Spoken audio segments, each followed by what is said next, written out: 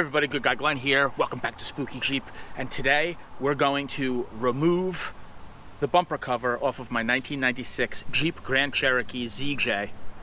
It's been something that I've been meaning to do for a long time, but in May the truck got hit, parked in front of my house. As you all know, I live on a busy ass street, so this kid whacked my Jeep, probably doing about 45-50 miles an hour. Amazingly didn't do a whole lot of damage, but now the bumper cover is kind of jacked up. It looks pretty good, but it's got some cracks and some breaks in it. So we're gonna remove it, we're gonna replace the fog lights, we're going to do a whole bunch of other stuff. Ultimately, the evap canister needs to be done because it's causing a stalling issue. So let's get to it. You're gonna need two tools to do this job. You're gonna need a Phillips head screwdriver to remove the grill, and then you're gonna need one of these. This is a panel tool to pull the pins on the panel.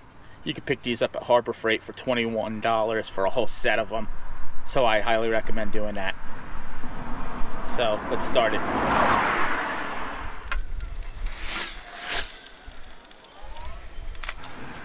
What I tend to do is every time I do any kind of work, I always tend to repaint this. Just add some more rhino liner or flat black or whatever I have laying around, and this way just like add some layers to it. This thing gets beat up a lot, you know, whether brush hits it or whatever. So it's just something I do. I mean, you do what you want. As you can see, there's these pins here, and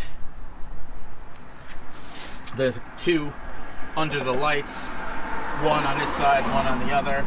If you're not replacing the bumper cover and putting it back on, you could pretty much get these pins out with the lights installed.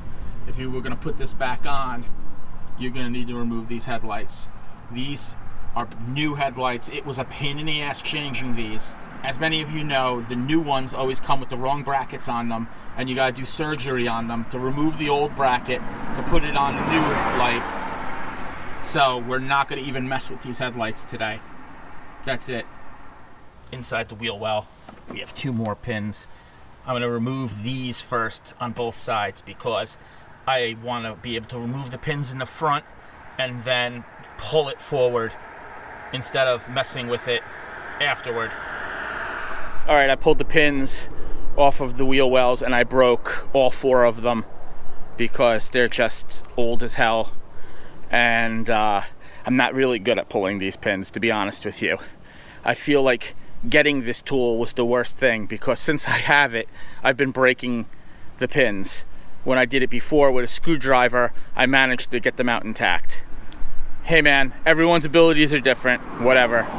Now I'm gonna pull the pins off the front, and then there's a couple left underneath. Most of them are gone, but we're gonna get this bumper cover off and we're gonna see what it looks like underneath.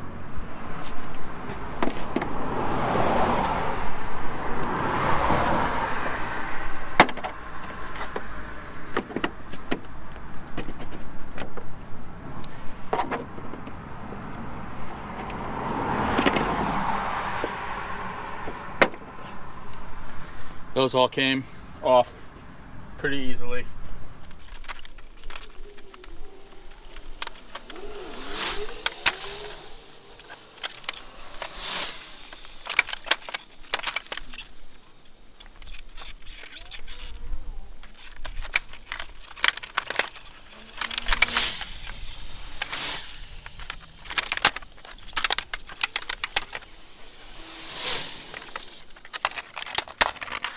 And that's what it looks like without the bumper cover on it. I actually like this look. You know, a lot of people don't, but whatever, bro. So, well, there you have it. I tore these out to go in the wheel well to cover up the front tire. I cut them out with a pair of tin snips. And that's that. Now we're just going to clean up the front bumper, maybe remove that last fog light, and we'll probably paint it another day. But pretty much I'll button it back up and show you what it looks like without the bumper cover. I think it's a great look, and we'll go on from there.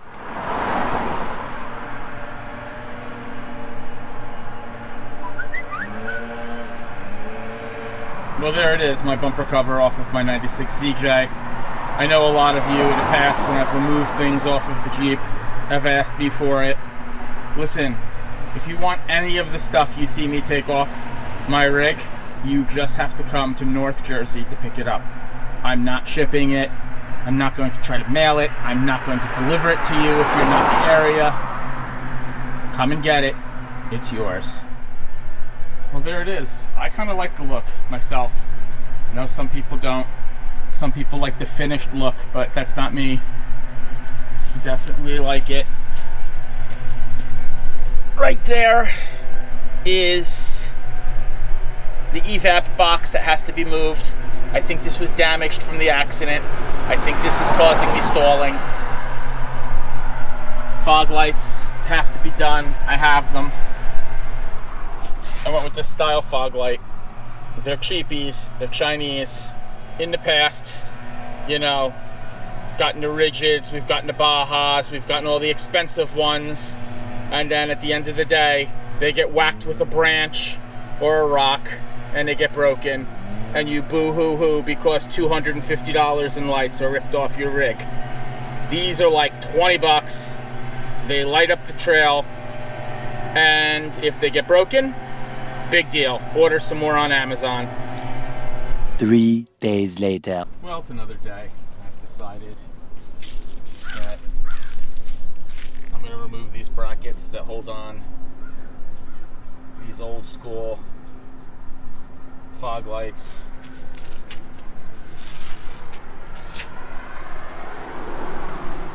Then I'm probably going to paint this bumper. Sometimes when you pull these bumper covers off, you get lucky and the bumper is painted the color of the body of your Jeep. I've seen the red ZJs pull the bumper cover off and the bumper's painted red. I've seen them painted silver. I've seen them painted black. But mine has just got a primer on it. So, it's no big deal. Just hit it, you know, rattle can it. And then I might hit it with some Rhino liner, but who knows. So, using a 10mm, we're going to take this off. I treated these with WD-40 before I started, because they were pretty rusty.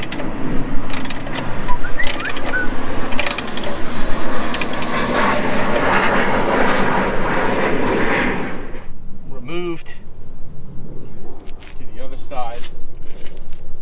Remove the light. And right there is the plug. So yeah, plug it. Take the light off. Well, got the second one off with the fog light intact. These fog lights are made in Australia. Might be aftermarket, I don't know. I don't think so though. I think these were the originals. Made in Australia.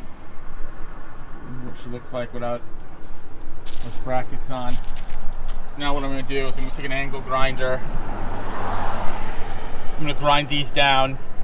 They're pretty sharp. I don't like the way this looks. I mean, this was never really finish welded because it was never meant to be seen. So I'm just going to clean it up, try to fabricate something, make it look good. So we're going to be using our handy dandy Milwaukee angle grinder. To be 100% honest here, I'm not a fan of this angle grinder because of where the trigger's located. For any of you who've ever welded or done any kind of fabrication with metal, you know that this is just like where that's located and where your fingers are. This is fine. This is just a sanding wheel, but like a cutoff wheel, no bueno. That's precariously close. Just not a fan. I'd rather use the old Bosch, the plug-in one, where it's got a actual on-off switch, so you could lock it on. It's just better, in my opinion, whatever.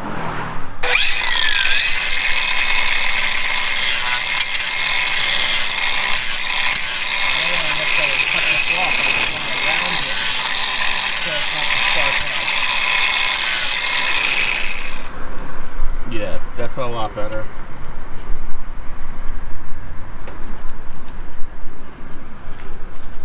This way, if someone walking by doesn't hurt themselves if they bump into it.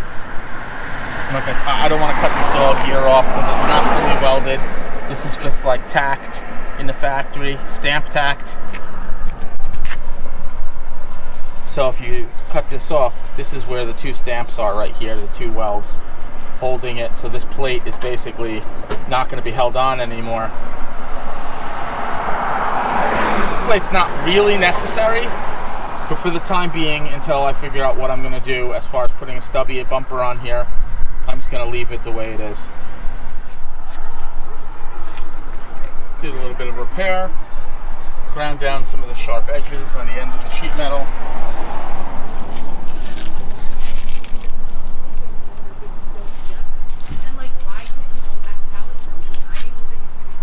So what we'll do next is we'll take this license plate back off, wash the bumper real good, and just spray it, rattle can it with some regular black spray paint, and then we might rhino line it.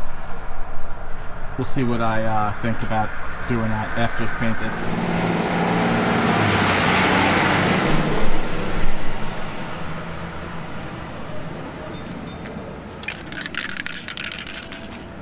Well,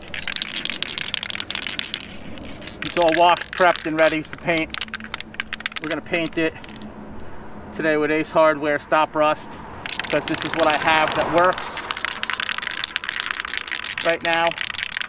And then after we're done doing this, maybe we're going to use some rhino liner. We'll see.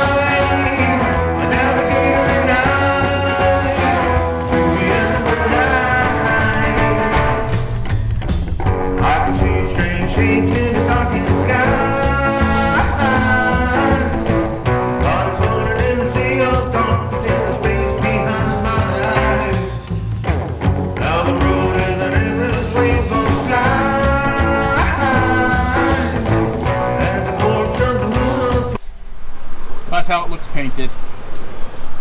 Not too bad. Flat black. I'm not going to go with the rhino liner. Probably not keeping this bumper very long, so no sense putting a lot of time into it. Just get some fog lights on it. That'll be another video. So far, so good. Hey folks, that about wraps it up for today.